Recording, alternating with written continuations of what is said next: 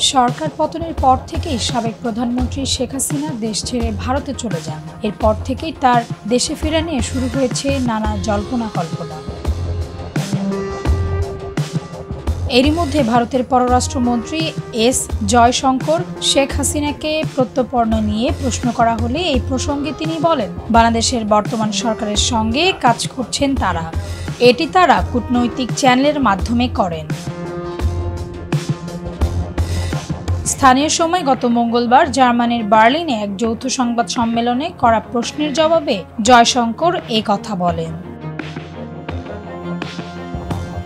অন্যদিকে ভারতের বিরোধী দলীয় নেতা রাহুল গান্ধী বলেছেন, তিনি এ ব্যাপারে আত্মবিশ্বাসী যে বাংলাদেশের পরিস্থিতি স্থিতিশীল হবে। স্থানীয় সময় গত মঙ্গলবার যুক্তরাষ্ট্রের ওয়াশিংটন ডিসির ন্যাশনাল প্রেস ক্লাবে আয়োজিত সংবাদ সম্মেলনে এক প্রশ্নের জবাবে রাহুল গান্ধী এ কথা বলেন।